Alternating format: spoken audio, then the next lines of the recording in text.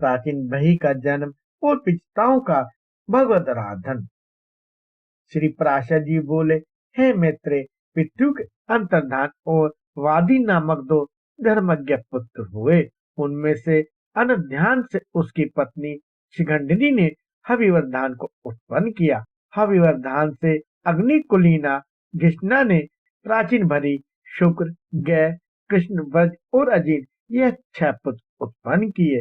हे महाभाग, हविर्धान से उत्पन्न हुए भगवान प्राचीन भरी एक महान प्रजापति थे, जिन्होंने यज्ञ के द्वारा अपनी प्रजा की बहुत वृद्धि की। हे मुने, उनके समय में यज्ञ अनुष्ठान की अधिकता के कारण प्राचीन नागर कुछ समस्त पृथ्वी में फैले हुए थे, इसलिए वे महाबली प्राचीन भरी नाम से विख्यात हुए। हे महामते, उन महीपति ने महान तपस्या के अनंतर समुद्र की पुत्री सुवर्णा से विवाह किया।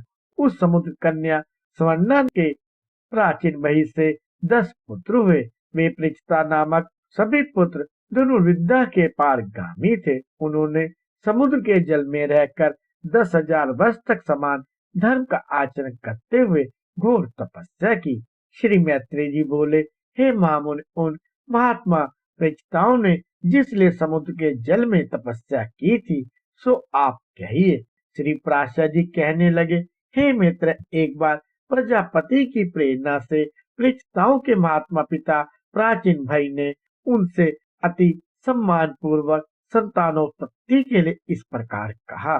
प्राचीन भाई बोले, हे पुत्रों, देवादिदेव ब्रह्मा जी ने मुझे आज्ञा दी है कि तुम प्रजा की वृद्धि करो, और मैंने भी उनसे बहुत अच्छा कह दिया। अतः हे पुत्रगण, तुम भी मेरी प्रसन्नता के लिए सावधानी पूर्वक प्रजा की वृद्धि करो, क्योंकि प्रजापति की आज्ञा तुमको भी सर्वदा माननीय है।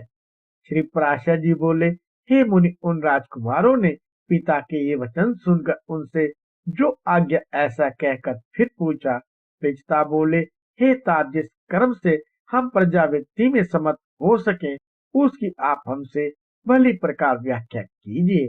पिता ने कहा, वरदायक, भगवान विष्णु की आराधना करने से ही मनुष्य को निसंदेह इष्ट वस्तु की प्राप्ति होती है, और किसी उपाय से नहीं। इसके सिवा और मैं तुमसे क्या कहूँ। इसलिए यदि तुम सफलता चाहते हो तो प्रजावृद्धि के लिए सर्वभूतों के स्वामी श्री हरि गोविंद की उपासना करो। धर्म, अर्थ, काम या मोक्ष की इच्छा वालों को सदा अनादि पुरुषोत्तम भगवान विष्णु की आराधना करनी चाहिए। कल्प के आरंभ में जिनकी उपासना करके प्रजापति ने संसार की रचना की है, तुम उन अच्युत की ही आराधना करो, इससे तुम्हारी संतान की वृद्धि होगी। श्री पराशर जी बोले, पिता की ऐसी आज्ञा होने पर प्रेषिता नामक 10 पुत्रों ने समुद्र के जल में डूबे रहकर सावधानी पूर्वक तप करना आरंभ कर दिया। हे मुनिश्रेष्ठ, सब लोग आश्रम जगत परि श्री नारायण में चित्त लगाए हुए उन्होंने 10,000 वर्ष तक वहीं जल में स्थिर रहकर देवादिदेव श्री हरि की एकाग्रचित से स्तुति की, जो अपनी स्तुति की जाने पर स्तुति करने वालों की सभी कामनाएं सफल कर देते हैं। श्री मैत्रेय जी बोले, हे मुनि श्रेष्ठ, समुद्र के जल में स्थित रह के प्रेषिताओं ने भगवान विष्णु की जो अति पवित्र स्तुति की थी, वह कृपा मुझसे कहिए। श्री पराशर जी बोले, हे मैत्रेय, पूर्व काल में समुद्र में स्थित रह के प्रेषिताओं ने तन्मय भाव से श्री गोविंद की जो स्तुति की, वह सुनो।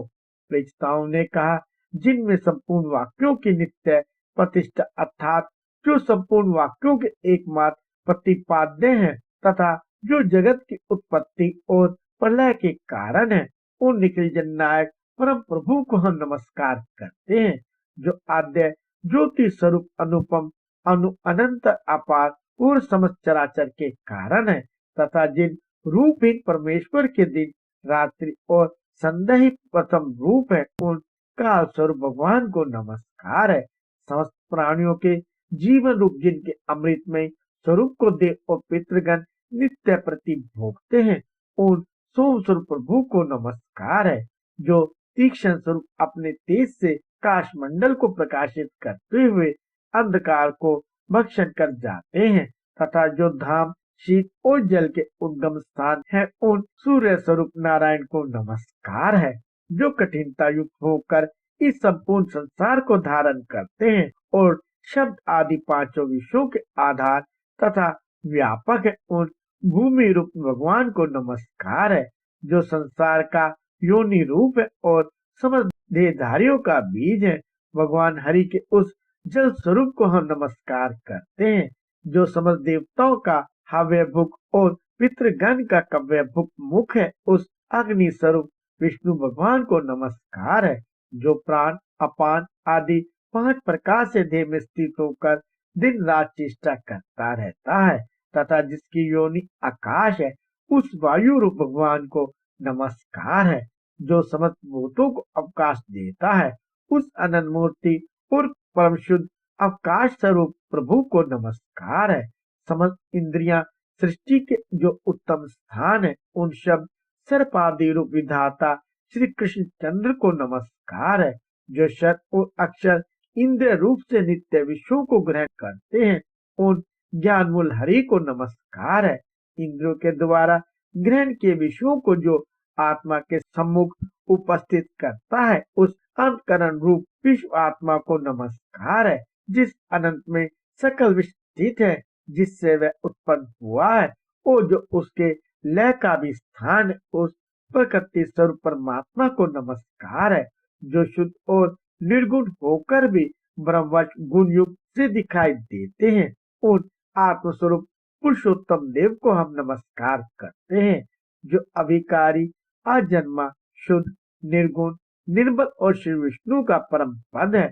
उस ब्रह्म स्वरूप को हम नमस्कार करते हैं, जो ना लंबा है न पतला, न मोटा न छोटा और न काला है न लाल है, जो स्नेह द्रव कांति और शरीर से रहित एवं अनासक्त है और अशरीरी जीव से भिन्न है, जो आकाश स्पर्श गंध और रस से रहित तथा आंख कान विहीन अचल एवं जीवा हाथ और मन से रहित है, जो नाम गोद सुख और तीज से शून्य तथा कारणहीन है, जिसमें भय भ्रांति निद्रा जरा और मरण इन अवस्थाओं का अभाव है, जो अरज रजोगुण सहित अशब्द अमृत अपलुप्त गति शून्य और असमृत अनाच्छादित है एवं जिसमें पूर्वापर व्यवहार की गति नहीं है।